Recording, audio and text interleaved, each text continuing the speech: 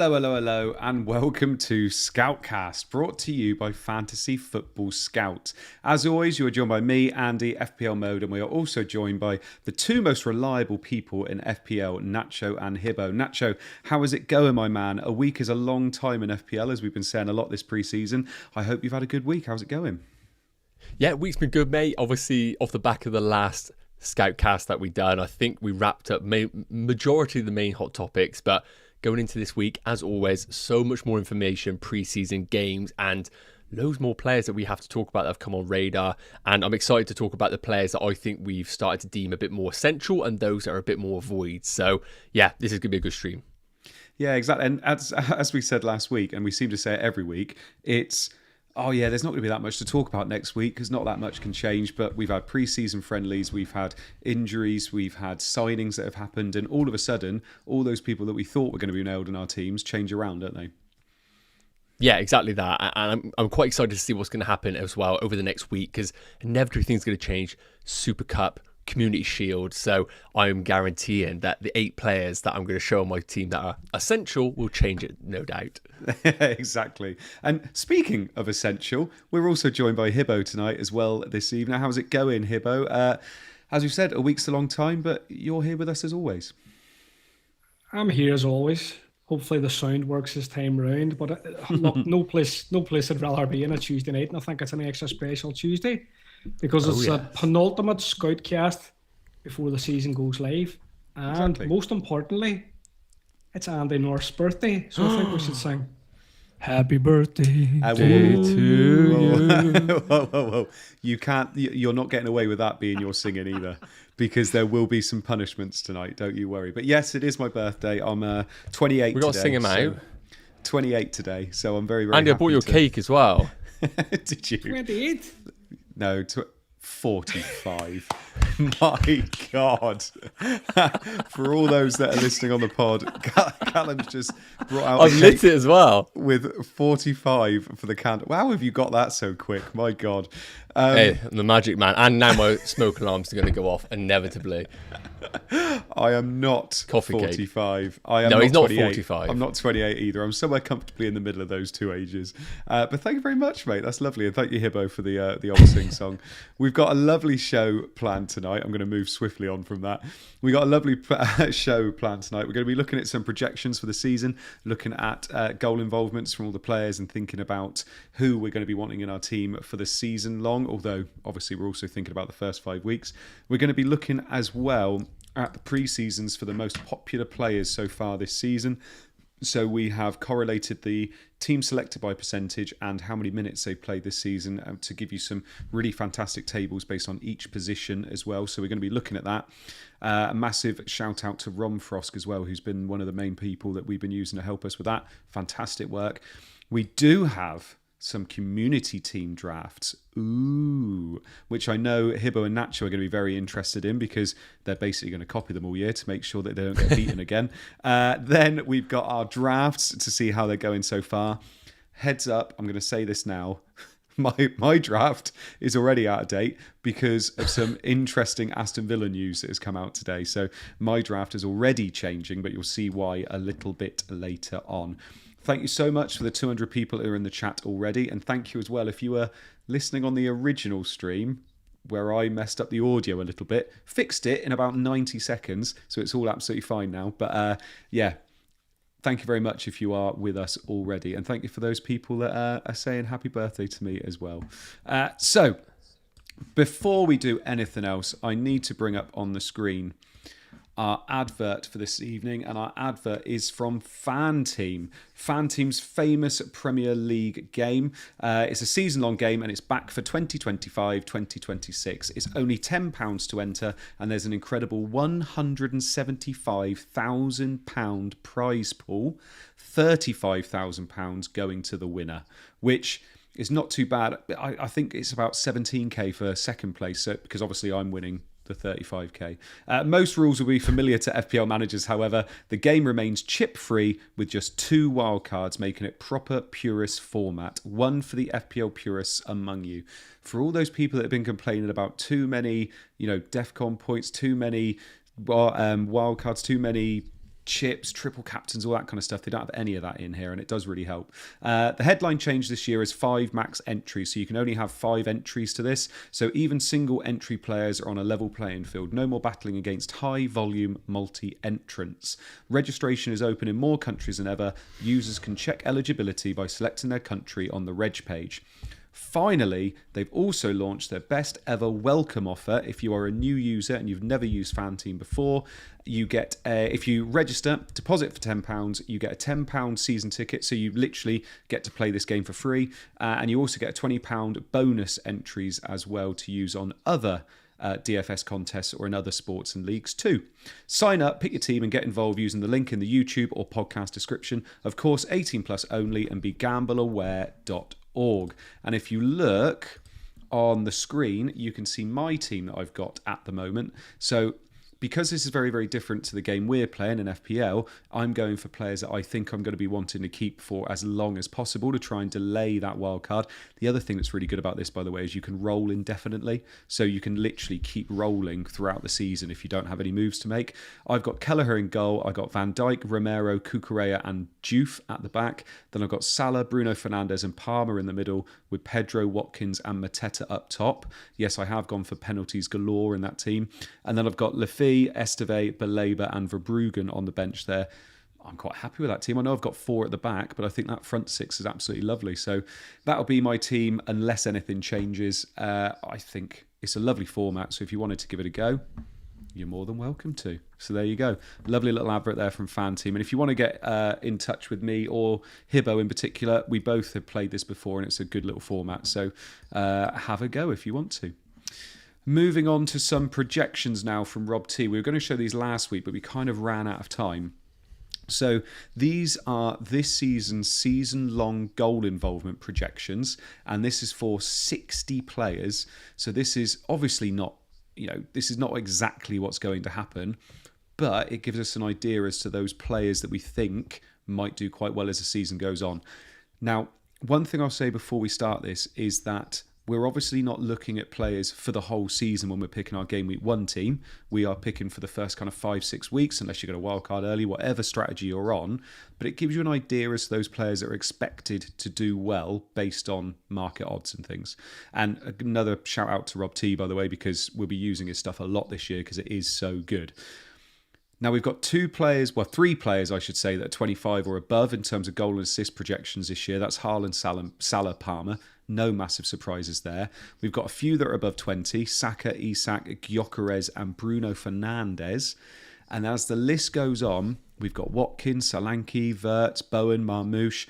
Below kind of 15, we got players like Gibbs White, Elanga, Semenyo, Strand Larsen and Evan Nilsson. And then it keeps on going all the way down to number 60, which is Tielemans, who has been talked about a little bit this week. And I'm sure Hibbo will talk us through that later on. But Nacho, just looking at this table here, are there any names here that surprise you with how high up they are? Or are there any names here that surprise you with how low down they are? Well, yeah, I think you can't really argue the top 3. I think Haaland, Salah, just historically, and the teams they're in, they naturally are going to be the top 2. And I know we have a lot of haters on Cole Palmer, but I think rightly so, he is always going to be in this top 5. I'm still really, really surprised Gyökeres is so high up. He's 6th here, 20.6. And then we got Havertz all the way down at 12.1. Now, I just can't get behind that narrative myself right now. Maybe I am being a bit deluded, but I personally just do not see Gyökeres being the main man in this Arsenal team every single week and Havertz just taking a back seat every single game. Unless I'm missing something, and there have been some rumours of Havertz leaving or being deployed in a midfield role, which I can't see happening once again, then I just don't agree with this Gyökeres numbers right now, or at least him being so significantly higher than that of Kai Havertz. So first things first that stands out for me is those Arsenal forwards. I don't agree with it myself. I don't know what you boys think about Gyökeres right now, but I am really against that pick myself and how his minutes are going to be shared with Havertz. Do you think it's possible for him and Saka to both finish top 6 like in these projections? Wow. The way that Arsenal were playing last season doesn't suggest to me that they're going to be a team that are scoring hatful of goals each and every game. I think what I'm seeing from Arsenal fans right now is that it's the same sort of thing, really, the way they're building up. There hasn't been any necessary change in tactics. I think they're just looking to bring in Gyökeres to maybe put the ball in the net in the final third. But you ask any Arsenal fan, it wasn't really the centre-forward position that was bad for their build-up. It was the left-hand side not contributing for the goals and all. So, yeah, I don't know whether just replacing Havertz with Gyökeres is going to equal a better Arsenal team. I still think they've got problems that they need to address. Unless they buy someone like left-hand side, I still don't see Arsenal scoring loads and loads of goals this season. Yeah, it's going to be an interesting one with Arsenal because there is still a little bit of flux with obviously Gyökeres has come in, but how are we expecting him to play all those minutes in game week 1? But in game week 2, he's got a lovely fixture. Hibbo, looking at this list, as I've just said there, is there anybody that surprised you with how high up they are or anybody that surprises you with how low they are? I think looking at this table, for me, the kind of interesting takeaways are, like, if you're looking, say, at Solanke, people that are on around that kind of £7.5 million bracket. Son's obviously transferred to LAFC during the week. Yeah. So we're going to assume that Solanke's going to take the pens and on this table, him coming on a top 10 ranking, I think looks quite good. I think any of the players that are in around that price point that are kind of like 7 million, even up to 9, like we're looking at Watkins, he's kind of challenging there. We've been talking about Gyökeres at length, I think, the last 2 weeks, and I think where he sits in this table is really to do with the markets. That's where Robt derives his data from. Now, like from Gyökeres' time in Portugal, we can see that Gyökeres has a ceiling.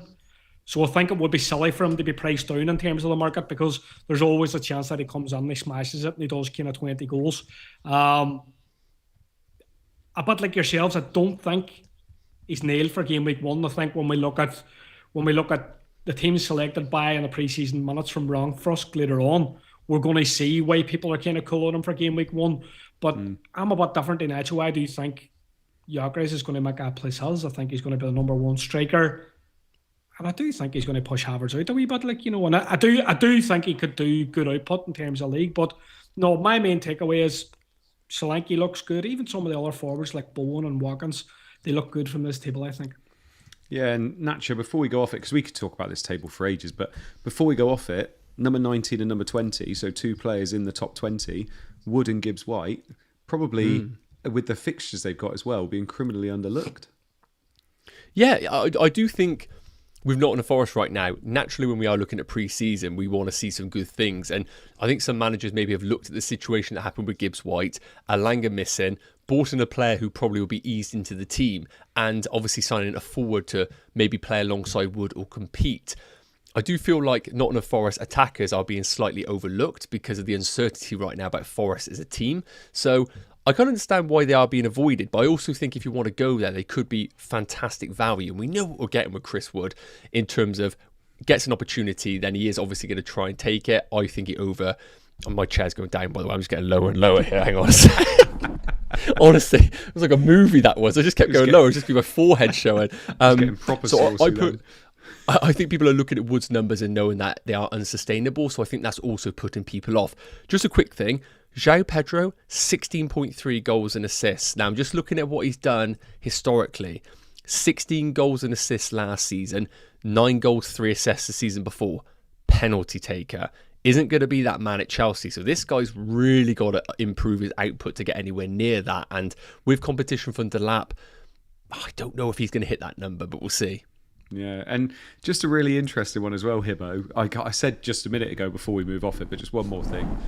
Haaland at the top, 28.6. Obviously, Salah's got AFCON. By the way, the fact that Salah's going to keep up with this with AFCON is quite big. But yeah. Haaland at the top there, probably going to be a differential, isn't he? He's going to be 20%, less than 20% owned to start the season. He's going to be a wee differential, I think. He's going to be a wee differential. He's going to be like a 6'5" Norwegian blonde wee differential. Nobody's going for Haaland. I'm looking around the teams on social media, Twitter, different platforms, and I don't really see anybody going for Haaland now at the minute, but I think there's a certain amount of fear factor in that. I think we've all seen what Salah can do last season. We've seen Haaland have a slightly off season in terms of what he produced in the first time round. So I can see why people are a wee bit cool on him. I think your point in Salah is very good. He's going to miss a period of time, but he's still sitting second on this table. But I think what this table shows you is how clear the kind of premiums and close premiums are, if you know what I mean. Haaland and Salah right at the top, Palmer, Saka and Isak are like in a very kind of close cluster behind that. And they're kind of, in terms of our established thinking, the best players in the league, although I suppose we have to see what happens with Isak. We have to see if Gyökeres kicks on and he can become an option in that. But no, I think interesting. I don't think many people alone Haaland, and it could be a blind spot, but it could be also a reason why people dip their bread with about a free had 6. I was looking at this at the weekend. Man City, I think, have Burnley at home, so maybe that's the time people will decide to jump on, use one of their chips. I like it. And obviously, as I said at the beginning, these are all projections. So, for instance, Chris Woods in 19th there, projected to get 15 goals and assists. He got 20 goals in the season last year, didn't he? So he would be 5th or 6th there if he did what he did again. But these are just projections, just to give you an idea as to what people are expecting from these players. There will be massive differences, obviously. But let's have a look at things that have actually happened so far.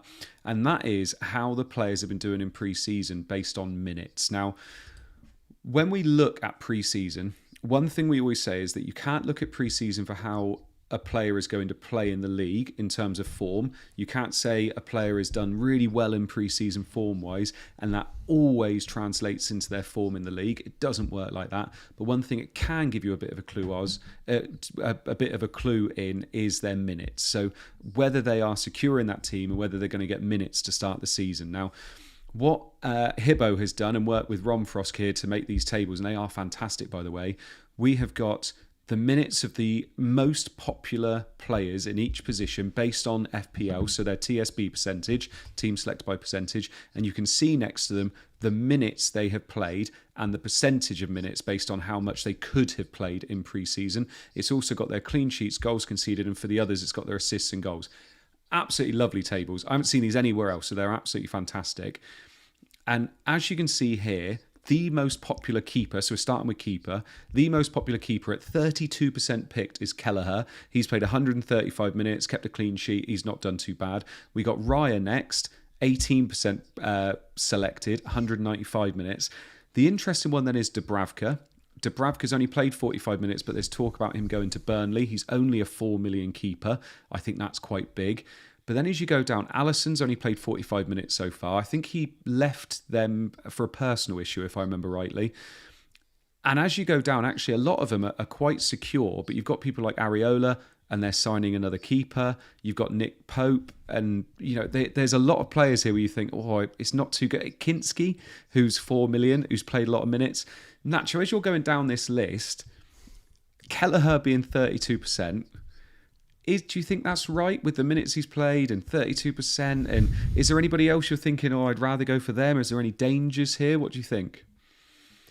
I'm going to be honest. I don't know how you guys are feeling, but I found the goalkeepers really difficult this pre-season. I don't think there's been any goalkeeper, unless I'm missing a trick here, that has just put their hand up and that it's been incredible fixtures. We know this team we can trust, and we're going to put him in. Now, I understand the temptation with Kelleher because he had a fantastic time whenever he played with Liverpool. I imagine his numbers were a joke in terms of shots prevented. It always felt like he just had incredible games, particularly against Chelsea. But when I look at Brentford's fixtures coming up, I'm not in love with them. Forest away, Villa at home, Sunderland, yes, the good fixture in game week 3, but that's away. And then Chelsea, Fulham, Man United. And for that to be the most owned goalkeeper going into game week 1, it just is testament that I think we're buying the ability of the keeper as opposed to that of the fixtures. Because unless I'm missing something here, they're not great fixtures at all. So I do think the 5 million goalkeeper area does probably have the better pool of goalkeepers. But I think I'm in a position right now myself where I just don't like any goalkeeper. And I feel like with the introduction of defensive contributions, I would sit here and say to you, go for Sells, because we know the fixtures are great for Nottingham Forest and we know that he is a pretty safe pick. But then we ask ourselves, but is the defensive contributions going to be so important this season that maybe we have to avoid him to invest in the defence? So look, I'm going to probably answer this quite poorly, but I just feel like the goalkeepers are pretty rubbish this season. And I think you probably just pick one with the hope that they rack up some save points. And then I think Kelleher is okay pick at 4.5. Areola, for example, West Ham have just bought a keeper. That then makes it a really ropey pick. Yeah, it does. And Hibbo, goalkeepers are always going to be the tougher one here. I mean, you're not going to be getting masses of rotation in pre-season with goalkeepers, but what it does do there is show you that, well, at least Kelleher's playing some minutes in pre-season, Sell's playing some minutes in pre-season. Obviously, Pickford's there, you're not worried about him, but you got players like Kinski, who, like I said, it doesn't look like he's going to be first choice when he's back, but as a 4 million keeper, I'm seeing him in a lot of teams. It could be one where it's kind of an avoid, I guess, isn't it? It could be one that is avoid, but I think before the season starts, I think we're maybe going to see a £4 million keeper because Dubravka's fourth here. He's got like 12.7% team selected by, but by all accounts, the chances are he's going to move to Burnley, and if he does move to Burnley, he's going to become an option. But I think my main takeaway from the goalkeeper table, and look, shout out to Romfrusk again, because I think it's the data he provided. This visual data wrapper is the easy part. Has collation, all the work that he's done in pre-season has been absolutely huge. And if anybody wants to see the bigger sheet, because I've kind of cut this down and the very kind of refined version of what he has, the amount of data he has in his sheet is absolutely amazing. So go check it out. But my main takeaway was how split goalkeeper choices amongst all the teams. Kelleher's in 32% of teams. Yeah. But we're looking at Raya 18, Sell 17, Pickford 12. Alison Becker, 10, down to Areola, who's just above 6. So I think what Nacho has said is correct, but I think the field believe that too, because we're all seemingly going by the team selected by here, having a bit of trouble selecting their keeper. I had been in Kelleher. I do agree. I don't think his fixtures are good. I think he's absolutely nailed. I think we can see that. Like, he's played 75% of minutes for Brentford in pre-season so far. He's definitely going to be their number one. He's definitely going to make a lot of saves. Not sure the same translate to clean sheets. But he could be the best of a bad bunch. Like Areola could be a danger, as you say, if like West Ham... Have they signed a keeper? Well, they're kind of. Yeah, they're being heavily linked with a keeper, aren't they? The Botafogo one? Oh, right, yes, okay. That's right. Yeah. Well, if he comes on, then the Areola, any plan involving him is effectively dead in the water. And maybe you just do go for your security. Like Petrovic has won just under 5% ownership if we're looking at the full field. Has fixtures bar Liverpool opening day are really good. Like if you look at the Bournemouth fixtures, they're actually quite tasty. And Petrovic, I know a lot of people are saying there's been a lot of change in the Bournemouth backline. They've lost Howson, they've lost Zabarny, they've lost Kepa, although I think you could argue that Petrovic is a better keeper than Kepa. Senesi's come back from injury, so maybe the Bournemouth defence is one that you could kind of get behind as well. So he could maybe be the sleeper pick that kind of raises up the challenge Kelleher after a few weeks. Yeah, potentially. And you obviously mentioned before there about Dubravka, and Nacho, if Dubravka does move to Burnley and he's ready for game week 1, and obviously he's played some pre-season minutes already, it's annoying he's 12.7%. I was hoping he was going to be like Tom King levels of 2.9 there, but the fact he's already in 12.7, I'm assuming it's because people know his name a little bit anyway. Mm-hmm. Do you think bench boost game week 1 or bench boost game week 2 is way more on because Dubravka moves to Burnley? Because if you can guarantee having 2 playing keepers at 8.5 million, you could definitely do. I mean, Burnley have a nice fixture in game week 2 as Sunderland, I think. So bench boost in game week 1 or game week 2, surely that's more of a reason to go with it. Yeah, for sure. Like if you can squeeze a bench boost in 2, then that probably is the favourable one, just because it'll be a home game against Sunderland. And if you were to go, for example, Kelleher, then you would have a home game against Villa, which I think is better than that of away against Nottingham Forest. But if you say to me right now, bench boost with the 2 goalkeepers, I think regardless if you're bench boosting with 2 keepers, I don't think anybody really spends, like 10 million on goalkeepers combined. It's always going to be 2 4.5s or 4 million. And it's very rare that both goalkeepers have great fixtures. So if you were to bench boost in game week 1 and your combination was Kelleher away against Forest and Dubravka away against Spurs, it's not ideal. Like you realistically could walk away from that with like 1 point per goalkeeper in a bad situation. But I definitely think it makes the bench boost in game week 1 now at least a little bit viable for those people who, like myself, have started to slowly move away from it because knowing I've got to spend a bit more on goalkeepers. This has definitely opened the door, but look, we've got 10 days. We need this signing done. and confirmation of it. Otherwise, it postpones the bench boost, possibly. Yeah, big time. Let's have a look at some defenders, because goalkeepers, like I said, it's a bit trickier looking at minutes of goalkeepers and kind of getting some kind of edge from it. Whereas defenders and midfielders and strikers, it's a little bit easier. We've got Aaron Wan-Bissaka, who's top here. He's the most owned defender. 250 minutes he's played so far, so a good amount there. Frimpong is in second. He's getting some good minutes, and he looked very good the other day. 233 minutes he's played so far, so not too bad. Concert in third, and Virgil van Dijk are the only other two that are above 20% owned. They both had good minutes so far as well. Ola Aina, Van der Ven, Saliba, they've all have good minutes so far. Gehi Moreno, who's 4 million, played 90 minutes, only 20% of their pre-season, but he has played some minutes. Esteve's been absolutely fine. Kirkes, Porro. It's actually looking fairly okay with a lot of these highly owned defenders, Hibbo, for the fact that they will be playing. But Frimpong in second at 26% owned. He's had a lot of minutes. People straight away saw a pre-season game where Bradley started and said, well, you can't go Frimpong now. Is he starting to creep into people's thoughts? If he plays in the Community Shield and he's the starting right back, are we starting to think maybe that Friday night fixture, Frimpong all the way? I think he definitely starts in the Community Shield, because I do think that Bradley was noted as having a bit of an issue for the last game. So I'm not really sure if it's like a long-term thing for Bradley, but it sounds as if I could keep him out potentially in the short term. I could keep him out of the Charity Shield or the Community Shield. So, like as you say, his ownership's quite high. His minutes are very high. And like he's shown a wee bit of attacking threat on pre-season so far, because he's obviously got the assist. I think initially when we talked about Frimpong, we kind of saw him as being potentially a bit too expensive. You know, he's coming in at 6. There's so much conversation about DEFCON. We're basically thinking, if you're picking one Liverpool player, surely you pick Van Dijk, or one Liverpool defender, surely you pick Van Dijk. But maybe Frimpong gives us an option to pick a second Liverpool defender. You know, maybe, you know, like you're seeing drafts, and like my draft is one of them, like, but you're seeing drafts with an Arsenal defender, and then people saying it at the same time, I don't really like the Arsenal fixtures, but then we all have Gabriel. You know, maybe you mix that up and you say, well, you know what? I'll go for Frimpong out the blocks and see if he does a bit of an attacking output, because by all accounts, he's a flyer. He played for Celtic at one point. He's a flyer on the right-hand side. So maybe he kind of steals a march on Bradley early doors this season and kind of nails down that spot. Yeah, it's interesting looking at some of the alternatives here as well, because like Nacho, when we're looking at Wan-Bissaka there, the highest owned defender, 31% of people own Aaron Wan-Bissaka.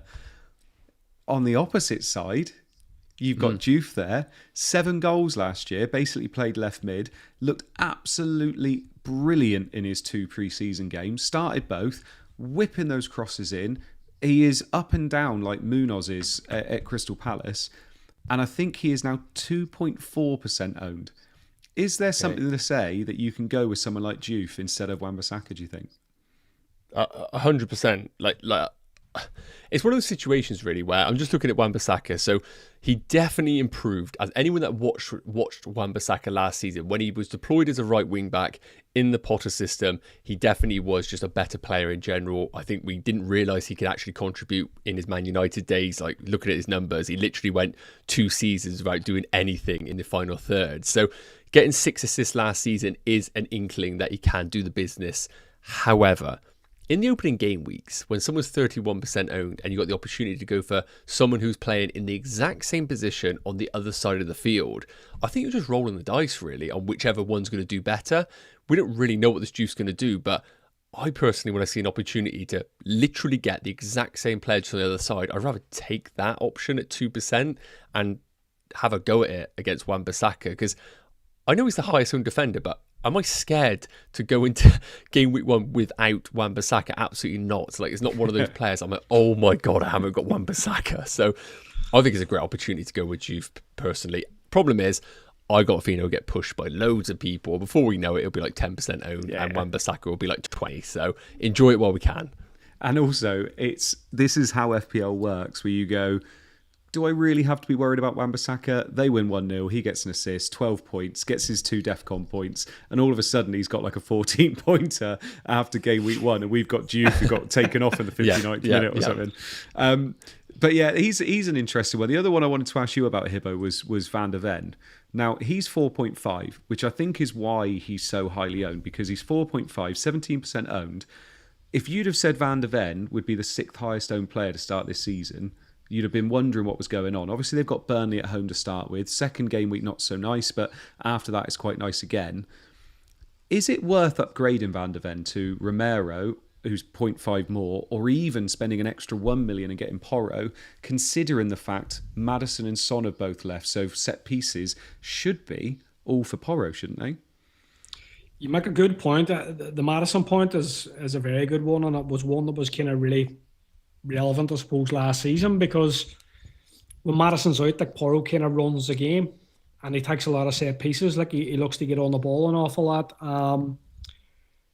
I think early doors, if I was looking to play maybe the bench boost in game week 1, I would probably go for Porro. Yeah. Van der Ven at 4.5, like, he feels like an okay pick. But I think if we're looking at the other picks in the defence, like Romero's 5, Udogie's 5. He's your cheapest route, I suppose, under that Spurs defence. And that's obviously why people are picking him, the most secure way on it. But I think I'd be inclined to play the ceiling. You know, if you're kind of targeting game week 1 and you're targeting a really big week in bench boost, you know, like, you could bench boost with Van der Ven because he's 4.5, and a team without bench boost that starts with Porro could smash it. Do you know what I mean? Like, it is viable. I'm assuming people are going down the route of DEFCON as well. Will Van der Ven be good for DEFCON? I'm going to assume that Romero is kind of the linchpin in terms of defensive clearances and stuff like that. So I think he could be what Nathan Collins was for Thomas Frank last season. But maybe people are just taking a gamble and they're taking a bit of a chance on Van der Ven being quite good. I thought the ownerships were interesting. They're quite split. You know, we're looking here and we're seeing Saliba 14%. But you're not even seeing Gabriel from Arsenal. He's kind of dropped out of the picture altogether. And if we think about last season, he was kind of like a very steady pick that everybody was going for. But it just goes to show, like, it's very much open season and picks. Like, this maybe kind of nails down the fact that what they've done to the game this season's kind of diversified team selection a bit and the players that people are picking. Yeah, definitely. And I mean, we've wanted this for ages, haven't we? We've wanted this diversification of picks that people are going for, and that's what we're seeing. But obviously, yeah, I was very, very surprised to see that Wan-Bissaka, Konsa and Van der Ven were so heavily owned to start this season. But when you look at fixtures, you look at their price, it kind of makes sense. But when we go on to midfielders, this is where some of the minutes become a bit more interesting. So we got Mo Salah, who's, you know, played 289 minutes so far, and obviously he's fine. Wirtz has played 228 minutes, looked very central, looked very, very good for Liverpool. He's 34% owned. Kudus has played 210 minutes, 26% owned. Rodgers has played 135 minutes. Not so many for Rodgers, 25% owned. And Mbumo's only just joined up with United. He played 45 minutes the other day. The first 45 minutes looked okay, 17%. Then we got Saka, who's played 200 minutes. Bruno, who's played almost all the minutes for United. Aaron Ramsey, that's right, he's back from retirement. No, it's different Aaron Ramsey for Burnley. Played 65 minutes, 4.5 million midfielder. And Jai's racking up the minutes. When you're looking down there, we've also got Elanga, Eze, Declan Rice, Mitoma and Semenyo here. Should be said as well, Bruno Fernandes scored 3 goals and got 1 assist. Wirtz has got 2 assists, 1 goal. Eze has got 2 goals, 1 assist. Crystal Palace have smashed it in pre-season. Nacho, when you're looking down this table with some of the minutes, one of the biggest things that I've taken from pre-season with these midfielders is how central and how cutting his passes have been in Florian Wirtz. It's been great to watch him there. 8.5 million. We said a couple of weeks ago he could be underpriced. Everything I'm seeing in pre-season so far is telling me that he's just going to hit the ground running when the season starts. Yeah, I think people who have watched Florian Wirtz in European football, obviously in Bundesliga and all, just have this perception that he is going to be just absolutely world class. And to be honest with you, what I've seen of him, I just think he has every single ability to kind of do that. I think he's perfect for the Premier League. As you said, his touches are a joke, but he's also such a powerful runner with the ball as well. He isn't just kind of like Odegaard, where when he turns, he takes about a year to get up the field. Like, he really accelerates the game in the right areas. So I have absolutely no doubts about him being fantastic. I think the big thing for me going into game week 1 is understanding, is it scary going without Florian Wirtz? Because the opening game week against Bournemouth, I think it's a bit of a banana skin from a result perspective, but I still back Liverpool to score goals in that fixture. But then afterwards, Newcastle away, like, do I see Liverpool scoring 3 goals in that game? Probably not. And then they got Arsenal in game week 3. The problem is, how do you get to Wirtz in game week 4 when they got Burnley, Everton, Palace, Chelsea, Man United, which I think is a bit of a better run? And then the big question is, do you just go Bruno Fernandes? Now, we'll probably talk about him in a minute. I'm sure you've got your opinions on him, mate. But I feel like this is the guy that everybody's going to end up on. It's just being able to find that 0.5 million more. I just want to say, from a Liverpool perspective, and remember, we've got the Community Shield, so we can kind of take that opportunity with a real competitive game to understand how they're going to click. Because if it is Ekitike as their main man, what's to say this isn't Darwin Núñez 2.0 in the opening season or the opening weeks, and maybe some chances with a raw finisher aren't getting put away. So we might not see the best of Wirtz until, you know, they are really clicking this Liverpool team. You've managed to enrage the Arsenal fans. You've managed to enrage the Liverpool fans. Oh, yes. We're just ostracising all of them. Over 500 people in the chat, and about 150 have just logged off. No, I do agree with you. I do agree in terms of, you know, we've said it from the beginning. There's no guarantee that Wirtz is going to just fit in and be absolutely fine. We've seen it, especially German players coming into the league. I mean, they always seem to find it a little bit tricky when they settle down. But he does seem during pre-season to have hit the ground running and found his spot in that team really well. Hibbo, though, the only thing I was going to say about him, and I wanted to bring it up because I reckon a few people in the chat are thinking the same, for 1 million less, you could go for the other Liverpool player who scored 2 goals in the game in pre-season, which is Cody Gakpo. Surely that left wing spot is kind of his at the moment, and you can do an awful lot with 1 million, can't you? I think in a straight pick, I would go with Wirtz, if I'm being completely honest. Like, I think what we know he is as a player, I think is a lot greater than what we know Gakpo is as a player. I do get the price. I think in pre-season, Wirtz was taking some corners. You know, because obviously at one point in time, Trent was taking corners. Now we're seeing Wirtz has come on the team and he took some in pre-season. I think his minutes have been very strong, but if you were asking me which of them, in terms of a Liverpool perspective, which I would pick, I think it would be definitely Wirtz. But I think this table tells a kind of interesting story. Like, I think if we look down the table, like, Bruno Fernandes has great minutes. I watched the game against Everton, I think it was on Sunday night. He's been heavily involved in pre-season. He's got good minutes. We're looking at Ndiaye, he played in that game as well. Loads of minutes for Everton. Scored against Man United. Also on penalties. So we're starting to see a few picks, I think. Picks that we think will do well. They've also played a lot of pre-season minutes, and we're thinking, well, we could be confident enough to start with them. Whereas if you're looking at, say, Brian Bumo here, 45 minutes, you're thinking, can't really go there. There's a bit of risk involved in that. I think the likes of Ndiaye, I think the likes of Bruno, they're like your real kind of lock picks. And I think Salah, like, you look at him up at the top, minutes master, nearly 290 minutes. He missed a penalty, I think, in the last game, but he finally got off the mark. He finally got off the mark with a goal. But I think there's some interesting ownership. Like, you know, Salah's obviously well cleared, 56%. We're looking at Wirtz at 34%. Callum keeps referencing, would you be scared to go without him? I think at 34% you might be. But then down below, you're looking at a few players, Kudus, Morgan Rogers, Brian and Bumo. Like, who's picking Brian and Bumo at 17% straight out the gate? It feels like a bit of a risk. Do you know what I mean? Yeah. I think you're looking at Cunha down there at 10% as well.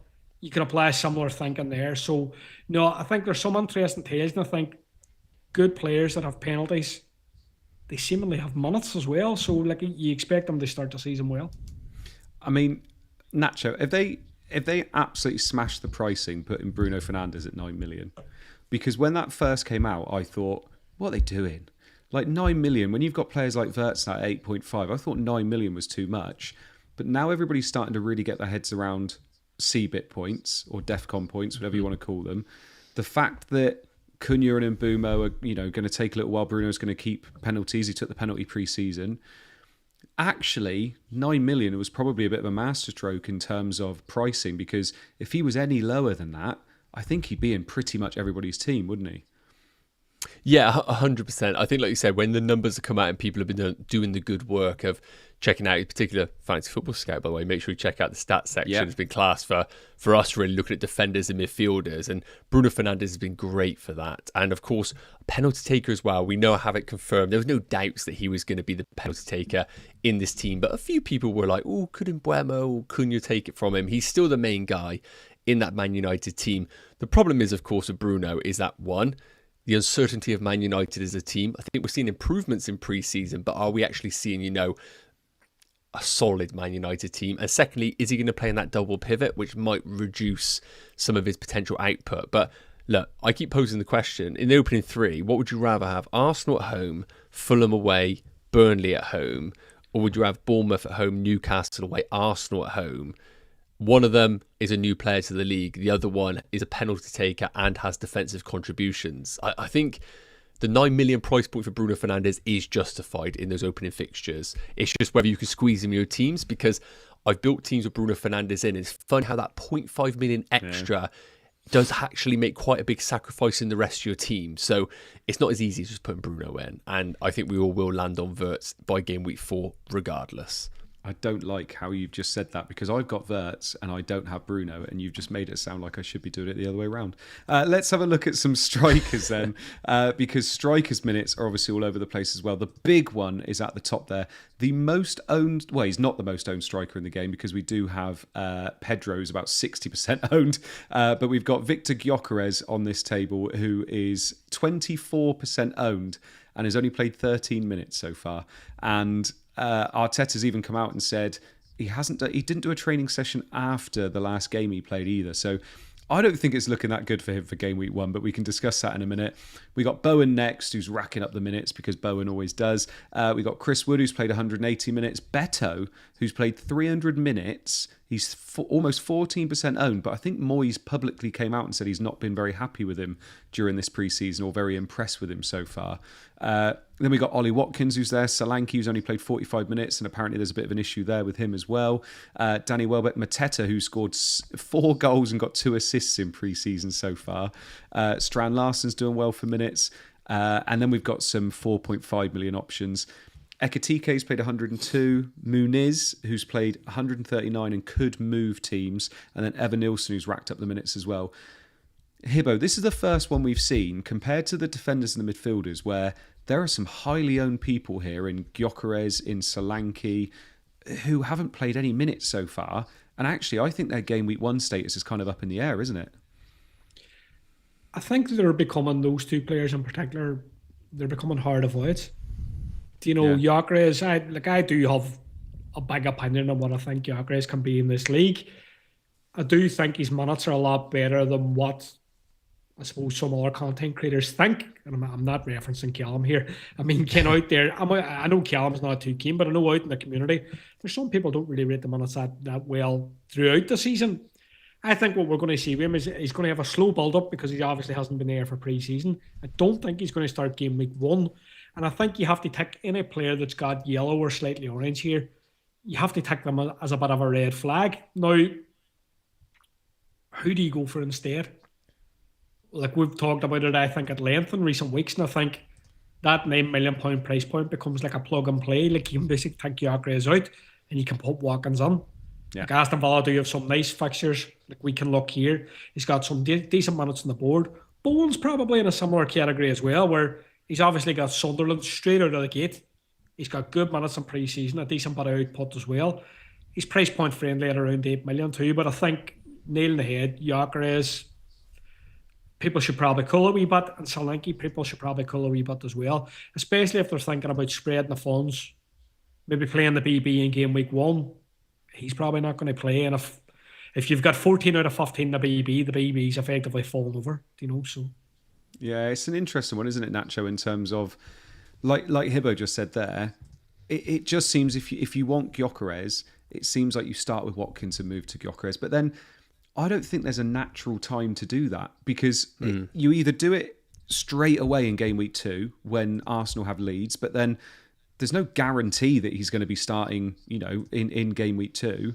And then if you don't do it then, Villa's fixtures are so good, I don't think you do it until game week 8 or 9. So do you think Gyökeres is just an avoid in general to start with? I mean, almost 25% owned. A quarter of the game own him. Yeah. Again, I have strong opinions on it, but I totally understand why people are going for him, because obviously he's done brilliant in the Portuguese league, and he's coming in for an Arsenal team that we've been screaming out need a goal scorer. So they've ticked that off the list. So in theory, Arsenal should just be title contenders now because they've got the player in that they needed to. So based on that, it should be a no-brainer, bring him in. But like I said, I just look at the fixtures, and it's United, Leeds in game week 2 is the huge one. Like if you have Ollie Watkins in that week when he's away against Brentford, you are going to look at Gyökeres and think, geez, I want him in that game. But then Liverpool, Forest, City, Newcastle after that, I just don't see the appeal of having Gyökeres over those opening 6 game weeks when I can have Ollie Watkins, who's going to have guaranteed game time, possibly on penalties. I'm clutching at straws there. And you also in game week 7 get Burnley at home as opposed to West Ham at home for Gyökeres. So yeah, I think if you go Gyökeres, you're on him. I don't think you go him and then jump to Watkins, because you know what you're getting with Gyökeres. Like you've took the risk. I think you continue to take the risk with him. But I just think Watkins is just the one I would go for myself. Yeah. And then working the other way as well, Hibbo. Beto's 4th on here, almost 14% owned, racking up the minutes. I don't think he's a good pick to start the season with Barry waiting in the wings, is he? Barry's obviously there. I'm actually quite surprised Beto's so high in this table. I know I kind of famously, I suppose, accidentally bought Beto last season because... He said accidentally. He's admitted it. Finally, the truth comes out. There he is. Look, I can't carry that lie any longer. I did accidentally buy him. I wanted to buy him today, and then he got injured, so I bought Beto and then he scored. But that happens, that happens in the FPL. But look, as you say, he's racked up the minutes. David Moyes has quite publicly come out and been critical of him, said that he effectively wasn't doing enough. There's competition for the shirt. Obviously, DCL isn't there anymore, but they've signed Barry. Look, he's potentially going to be up against it. I think what people want is they're looking around the league and thinking, we don't really have a viable 5.5 million striker. And we don't, so people are looking at cheap route and an attack. But I think in previous weeks we've looked at team goal potential. Everton don't have a lot. So if you're going to buy Beto, if you're going to maybe double up an attack with Day, I wouldn't be expecting many attacking returns with that double up given the projections for that team over say the first 6. So no, I think Beto will be a hard avoid for me. Like there is some stuff around there. Like the Brentford striker's getting a bit of a Thiago. Yep. Igor Thiago. So he's getting good press at the minute.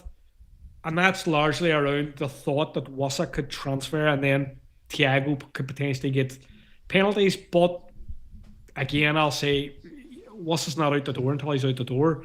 If you look at Brentford this season, they've lost Mbeumo, they've lost Norgard, they've lost their manager. I think they'll be reluctant to let Wassa go if they can possibly hold on to him.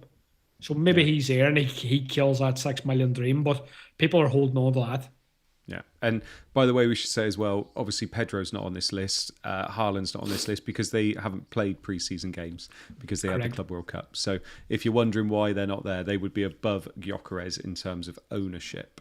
Now, when we're looking at fixtures, and we've been talking a lot about fixtures already, the first place we go, and we have this on every single week on Scoutcast, is the fixture ticker in the Scout members area. It was brilliant before. It is even better now. It is like fully customizable. And it's even, get this, customizable. You can change the colours if you are somebody that is colourblind. There is a colourblind setting on there to help you to see all the fixtures and the FDRs and things like that. You can also customise the FDRs yourself. So if you are looking, especially at the FPL one, the FPL one's not great. So if you want to actually change those fixture difficulties yourself, you can do that in the members area. It is so good. And to be fair, I think we're probably going to be doing that on the Scoutcast this year, where we're going to be changing the FDR a little bit ourselves based on what we think. So then we can change the difficulty and think about the next kind of 5-6 weeks. Genuinely, I use fixture tickers more than I probably use any other tool, and they are so useful for planning your moves. And with the amount of transfers and wildcards and chips and things we're using this year, you're going to be wanting a fixture ticker. So make sure you have a look at the members area at our new fixture ticker.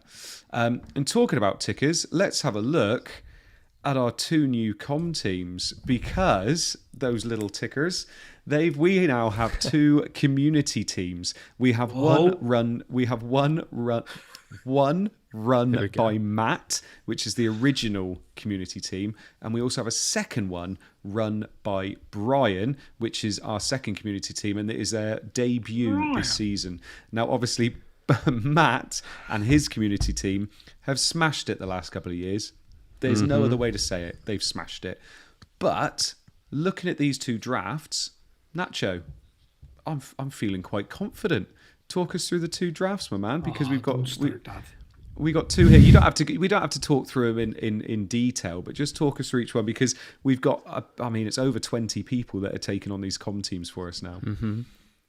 Yeah, I mean, shout out to the guys for getting this over, and we're going into this confident, aren't we, this season, boys? I feel like we need to have some hope, because we got absolutely destroyed last year, and we now have 2 to beat, and I honestly don't think we can survive another beating. So shout out to Matt and Brian for this. Looking at the left-hand side, when obviously Matt's team with Sanchez and goal, I think that's a nice, well-rounded team. I can't lie. I think it looks pretty decent. I think it looks all right, to us. I think Adingra is a little bit ropey. But I think the balance with team structure, 6 million defender, 5 million alongside 4.5s. I think in itself, it's well balanced, and it's got price points in each area where you could downgrade. So that's a bit annoying that it looks quite good. Now, Brian's told me that they might be throwing us off a little bit with this other draft, because we had a little chuckle when we saw Mark Gui starting here. And I think they might be clutching at straws with a few of these choices, like Declan Rice, Mark Gui. But I got a feeling this could be a bit of a, tricking us, and they're going to drop a kind of a bit of a beast team next week. So what are your thoughts on these 2? I mean, looking at one team that's got a dinger in the middle and the next team that's got Gui starting, I mean, I don't think they know what they're doing. I think either Matt stepped down. I think either Matt stepped down, and he was obviously the brains behind the whole thing, or I think Brian, obviously we've just plucked anybody off the street, and he's now obviously in charge of the other Comm team. So I'm looking at these 2 and thinking, Hibbo, this is the year. This is the year that we take them down. There's no chance in hell that they're beating us this year. They aren't bad teams. I think they aren't bad teams. The team on the left's okay. Adringa, they're never starting with Adringa. The team on the right, you're being nice to Matt. You're being nice to Matt because he's been your daddy for the last 2 years. Jesus, don't say that. Sounds like bent. The team on the right, Mark Gui, he's never playing game week 1. I'm not even really sure he's available 4.5. Everybody got really excited on Twitter, and they were like, "Oh yeah, we have a playing 4.5 million striker," but Sunderland have options. Do you know what I mean? They've got Mayenda, they've got Isidore, they've got him. He could play some minutes, but I think he's far from nailed, and people are acting like he's nailed. But no, teams are good. I like the team on the right better, I think. You're being far too nice, you boys. You are so scared of these community teams. So I don't want to scared sing. of them. And I don't want to sing twice. What they will say is, boys, Salah's in both. If we want to go big, we got to go Haaland. Yes, that's what we've got to do. If we really want to beat them. So, Hibbo, you can take that responsibility going into game week 1. You're the Haaland man. I could go no Salah, no Haaland, like FPL general. There's no way that Matt's community team go against Template. They are Template FC every week, so there is no way they go against that. Brian might, because I know nothing about Brian, because, like I said, we just plucked him off the street. So we'll see what happens. But no, well done, community team. And we say this every year. We give him a bit of stick, but to hold out for 38 weeks and do the Comm Teams is great. So it's going to be really interesting having both of them this season. Nacho, just have a word with both of them about making sure we get some consistency in the screenshots. All right, this is not amateur hour, although it was about an hour and a half ago when I started the stream. Right, let's have a look at our drafts then. So this is my draft, and as I've said, this is already going to change because of some news that came out today. So I've got Sells in goal. I've got Romero, Virgil van Dijk and Juve at the back with Dorgu and Esteve on the bench. Then I've got Rodgers, Salah captain, Palmer vice-captain, Wirtz, and I had Marlon in at 5.5 million. He's the one that's kind of wrecked everything now, but I'll tell you about that in a second. And then I've got Pedro, Watkins and Gueux up top with Valdemarson, who is my keeper as well. Now, the big news that's obviously come out today is that we've got a here we go for Aston Villa, which is that Gousson is going to be signing for him. And he is a right-winger striker, but he's primarily right-wing. I was looking him up a little bit before we streamed today. He scored a few goals, got a few assists last year for Nice. I think it was 12 goals, 7 assists, but I could be wrong there. And I think he is going to be somebody that unfortunately takes quite a few minutes away from Marlon, which is a shame because at 5.5 million with his 3 assists and goal in pre-season, I thought Marlon was going to be quite a good one to start the season with. And I thought at 5.5, I was quite happy with that, especially seeing how many boring people were going for Elliot Anderson from Nottingham Forest. I was quite happy to go a little bit different and have triple Aston Villa attack. But obviously, I'm going to have to change that now. Now, the problem I've got is I didn't really like any of the other 5.5 million options. I quite liked going with Marlon because I thought it was quite fun, thought it was quite different. But now I'm wondering whether I do the thing that's going to hurt me a lot and maybe move Pedro down and free up a bit of funds to maybe move Marlon up. So that's what I'm kind of thinking at the moment. So I'm not in love with this now because of the whole Marlon thing, but we'll see what happens. Apart from that, I've moved Wan-Bissaka out for Juve. Quite like that move. And I've also moved Konsa out because I had triple Villa attack. So I could just have double Villa now. But I'm quite happy with the rest of the team. I like Rodgers, Salah, Palmer, Wirtz, Watkins, Romero, Virgil van Dijk, Juve, Sells. Happy with all of those. I could also go Sanchez in goal, but I quite like having a Forest keeper. So the majority of this is fine, but I need to do something now with that Marlon spot. And it could be that Pedro is the make weight, but we will see. By the way, people keep asking about the singing. There will be singing, don't you worry. Nacho, let's move on to your current draft. And you have very interesting hammer up top. Yes, I do. I do have an interesting hammer up top here. So you had to think about that, didn't you? Yeah, just for a moment there, I thought, oh, this could get a bit awkward, so I just thought I'd move on. So I feel like I'm in a spot right now where last week's draft, I would argue, is probably a bit more kind of realistically where I'm going to go, but this week I thought, let me just play around with a few players and see what kind of team I can build. Obviously next week will be our final draft, so between the sticks, I've got Kelleher and Dubravka. Now, I've been all in on the 5 million goalkeepers, but the more I look at Chelsea's fixtures, the thought of them only having one pre-season game going into game week 1. I know they played the Club World Cup, but I don't love the fact that we've literally just going to come straight into game week 1 with one game under our belt. Not loving that. So, just going to go down to Kelleher right now. Dubravka, obviously, hopefully, is the 4 million goalkeeper of choice. And then we got Virgil van Dijk, Juve, just because we love the differentials, and Murillo. Just trying to work out whether Murillo or Williams is the route to go. And then we've got Anderson and Esteve, whatever we want to call him on the bench right now. E-Steve? We'll call him E-Steve. E-Steve's the best. E-Steve. E-Steve. Let's call him E-Steve.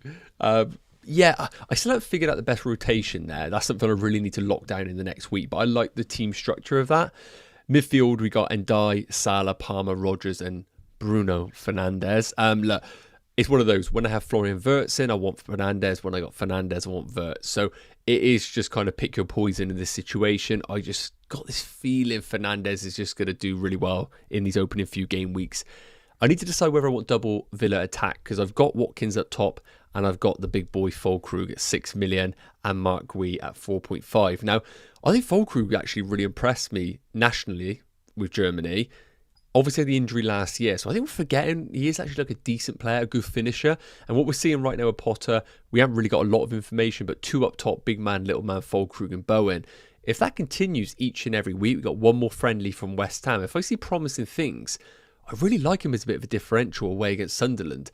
The problem is the price, because it's a long way up from 6 million to the 7.5s if I want to go there. So I would be having to downgrade Rodgers to an Elliot Anderson. And then it begs the question, do I just do that in game week 1? So that's how the team's looking right now, but I can safely say there will be a few changes here. Yeah, do you know what? The more I keep looking at Watkins and what we've just said about, he's a placeholder for Gyökeres, every time I look, unless you want Gyökeres in game week 2, I'm just wondering whether you even need that price point at the beginning of the season. Like, obviously it's there to have it just in case. And I'm just looking at it and thinking, is that another place we can save some money? But like you just said about Fulkrug, if it does happen that Watkins or Gyökeres hit the ground running, getting back up to it is so difficult. I mean, Hibbo, let's have a look at yours, because you do have Watkins up top. But you've also got that Anderson pick that I was talking about earlier. Talk us through your team. Okay, so in goal, I've got the West Ham pairing. So they've obviously signed this Botafogo keeper, so that could be short-lived. Then on defence, I've got Gabriel, Virgil, Konza, and then on the bench, I've got Gehi and Steve. Then on midfield, we've got Steve. We've got Palmer, Captain, or Salah, Captain, Palmer, and Day, Bruno Fernandes, the robot pick, some people call him, and Elliot Anderson. And then up top, I have Watkins and Evan Nilsson. Kind of been tinkering with this team during the week because I've had different drafts. I've had, say, Gyökeres, but Cullen game week 1. The fixtures we've mentioned already. I had Solanke, but Cullen game week 1.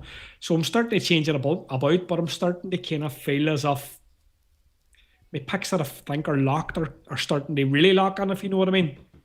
Like, I do like Salah, I do like Palmer, I do like Ndai, I do like Bruno, maybe could be Wirtz. My defensive picks are starting to, but for me, between now and next week, I have a job of work, and I know we were texting about this earlier, Andy. I've got a job of work in terms of thinking about chips. I think when you play your bench boost, when you free hit, if you're doing it early, it's going to fundamentally change how your starting team's going to look. And like I started talking about earlier, we potentially have free hit in game week 6. I looked at a bench boost in game week 2. So I have to look at those teams, sit down, put them in a planner, see what they look like, and maybe decide, but starting to get there, Bruno scoring at the weekend, and also United started with, I think it was Cunha, Bimbo, and Bruno as like an attacking 3, which I thought was quite nice. And it nearly looked as if Cunha and Bimbo were playing as like interchangeable strikers, because sometimes Cunha was leading the line through the middle and then Bimbo was doing the same with Cunha dropping off, and I thought it looked decent. Kind of raised me hope in United a bit, but no, I think the real stuff's next week and we'll see the real team, or closer to the real team. Yeah, and I do completely agree with you about kind of have it in your head when you think you want to use these chips, because if you're going to be somebody that wildcards early, that means the first 2 and 3 weeks where we're saying like about price points, things like that, to be honest, you're not going to be that worried because you can change it all around again. Don't get me wrong, I wouldn't recommend knowing you're going to wildcard in game week 3, but this is a very different season to seasons we've had before. Obviously, a lot of people want to wildcard where they've maybe built up a little bit more team value or before certain weeks, whatever it is. But if you want to do that, you're not so worried about price points. We're saying, oh, you want to have Watkins because you might want to get Gyökeres. You can get them anyway if that's when you're going to wildcard. So make sure you know what it is you want to do. But like Hibbo's just said there, at the moment, we still haven't got all the information. So that's what makes it a bit trickier. I'm going to go back to the intro screen. And if people can chuck in their questions as well, because we can answer a few questions in a minute. But before we do, boys, this is why we've got almost 700 people watching. Because, I'm not even doing it and my palms are sweaty already. I feel like Eminem. We're going to start doing our punishments, because you both lost to the Comm team last year. I did my punishment 2 months ago. I made sure I got out of the way. Nothing. I did. Stop it. You stop it now. You stop it. Nothing. I did something 2 months ago. You guys went, maybe people will forget. And guess what? You messed up, because now you're having to do it. So I'm going to, and I don't know which way round is worse, but I'm going to start with Nacho. So Nacho, you've got at least I haven't got a song. At least 30 seconds of a song, please. At least. If it's less than 30 seconds, you've got to do it again. I haven't got a song. And this will be the thing that is clipped and put onto YouTube. Has Hibbo got a song to sing? Have you not decided in your song? Huh? Have you not decided? No, you can go first. You're some ball bag. He is. Hibbo. Right. Hibbo, you go first then while Nacho picks his song. And if I got a few. If he does it have to be on the list? Song, no, could it be any song? Just do any song. I'm not singing a song. Get people in the chat. Let me know. Something different. Right. 3 songs. 3. Can people in the chat just? I'll go with the most popular because I'm versatile in any way. Chuck it. I tell you what. Hero, Ricky Iglesias. All Rise by Blue, or You Raise Me Up by Westlife. Amazing. Let me know what you want. Right, chuck it in. I will count the votes while Hibbo sings. Go on then, Hibbo. Right, will I start? Yes, you're going to start. 30 seconds at least. I'll tell you when to stop. Right, okay. I'm just going to sing a little number. It's called Pink Pony Club. I had to do it. Right, well, I'll start then. Right, okay, let's go. We got some music in the background. I've no background music. I'll do the bass. I'll do the bass. I'm going to do it a cappella. I know you wanted me to stay, but I can't ignore the crazy visions of me in LA. I heard that there's a special place where boys and girls can all be queens every single day. I'm having wicked dreams of leaving Tennessee. Here's Santa Monica. I swear it's calling me. Won't make my mama proud. It's gonna cause a scene. She sees her baby girl. I know she's gonna scream. God, what have you done? You're a pink pony girl. And you dance at the club, oh mama. That's me. Right, that's it. That's fine. I can't do this. Right. We've just had a super chat in, so I'll make sure Thomas Doherty we get that after. Don't worry. Imagine the people tuning into this for the first time and going, "What this isn't is the real this? show, folks. This isn't what What we is do every this? week. This is Oh dear. Well, Hibbo, you're well done. Nacho, it is "You Raise Me Up" is going to be your song. Can I get that was the most one because most people wanted you to do the high note. So about 50. Wait, what high note? Off then. What? No, go for it. You got to have the key change and everything. So Nacho, "You Raise Me Up." Go for it. Goodness. Right, here we go. When I am down and oh my soul's so weary, when troubles come and my heart burdens me, then I am still and wait here in the silence until you come and sit a while with me. Everybody now. You raise me up so I can stand on mountains. You raise me up Whoa. to walk on. That's enough. Need the balls reattached. I had to put them up to go that high. Oh my god. I'm so glad I did mine earlier. That was great. I'm Honestly, actually sweating. My hands are sweating. My body's sweating. We dropped from about 620 people to 550. Tell Lost you about what. 70 people during that. Oh, dearie me. Right. Well done. Can we give him a big clap, please? Well done for doing that. Absolutely amazing. If Simon Cowell was in the chat, I don't think he'd have very nice things to say, but there you go. Chuck in your questions as well. But boys, you absolutely smashed that. Well done. We got one here saying Andy didn't sing. No, I didn't. I've already done my doesn't song. sing. He doesn't sing. Look it That's up. a fact. You can look it up on YouTube. Right, Thomas Doherty is saying, is Brennan Johnson a good option at 7 million for game week 1 to 6, Hibbo? I think game week 1 to 6, what we want to do with our team is build in as little risk as possible, and he's risk in my opinion. Do you know, like if we're thinking about his price point, I think there's other options out there that are a wee bit more secure, that we fancy a bit more. So right now, it wouldn't be for me, I don't think. Yeah. Jack Freeman says, using DEFCON point system, 55 defenders average more than 4.5 points per appearance, but just 3 strikers do. Why are we considering more than one striker, Nacho? I get it, but I just think, you got to have 2 strikers in this game. I like the idea of DEFCON points, but goals are the main thing in this game, and just going with one striker just makes no sense to me. Goals are the big part of this. It's the meat of a game. Brandon says, what do you reckon Sesko's price will be, Hibbo? Obviously, we don't know whether he's going to be at United or Newcastle yet, but he's going to be at 1, you would have thought. So what do you reckon the price would come in at? I'm going to guess he's going to sign for United, Man United. 9 million for Bruno, 8 for Cunha, 8.5. Yeah. 8.5, I'll say. Yeah. Al says Hibbo is the next Sabrina Carpenter. definitely. Thanks, mate. Thank Sean you. Murphy says, Xhaka, is he worth a punt at 5 million as your fifth mid, Nacho? I don't mind it. So it sounds like he might be more of a 6 than like an attacking midfielder like he was in his first season at Leverkusen. And again, looking at the fixtures, they're actually not too bad. We know Sunderland's are some of the best fixtures, but again, you're literally buying him for just DEFCON points. So I'd rather just get yourself to 5.5 and try and find a gem. Minter at Brighton's one I just want to put out there. That could be great. Yeah. Adam Fine says, Mode, it's your turn to sing. Sing, please. No, I've done mine. I'm not doing it again. Nat DeOne says, is Mateta being overlooked, Hibbo? He probably is being overlooked a bit, because it's pre-season. I know pre-season for me is about minutes, but like I think in terms of his actual returns, sharpness, the overall minutes he's been playing have been quite good. I think people are kind of cool on Mateta because it's like, oh, will he have penalties or will he not have penalties? But I think fundamentally he's still a good asset without. If he has, he's obviously even better. But I think he's definitely been overlooked a bit. There's a fella in the chat, Sandry. He keeps asking what we think about his team. Could we tell him? Because he's asked about 100 times.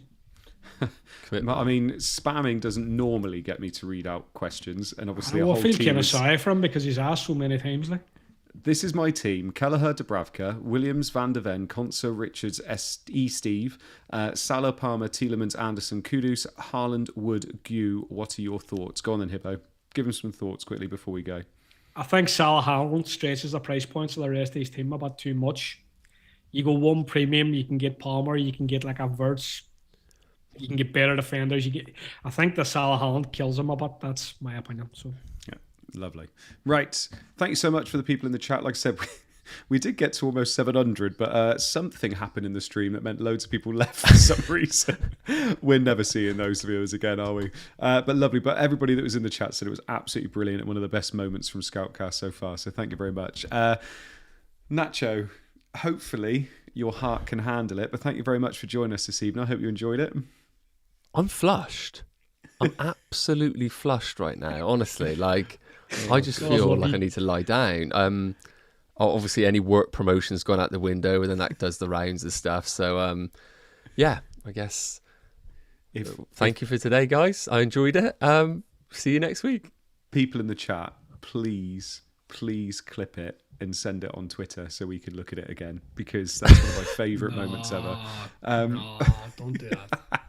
Hibbo, thank you so much for joining us this evening, my man. Hope you enjoyed yourself.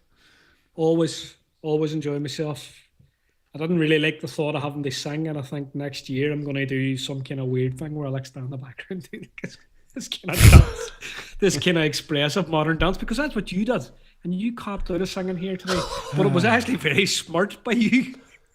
So, like, you're obviously the most intelligent of the three of us. Exactly. A lot of people say that. Thank you so much for the for the people in the chat. Like I said, almost 700 people watching at one point. Thank you for those people that are listening on the pod. Thank you for those people that carried on listening after the singing. And thank you for all of you. We will be seeing you once more before the actual deadline. And I'm hoping to see quite a few of you at Fest as well. That'd be lovely if I could see loads of you there. I think I'm the only one going here, but it'd be really good to see you there. Thank you so much, and we will see you all again next week. Bye-bye.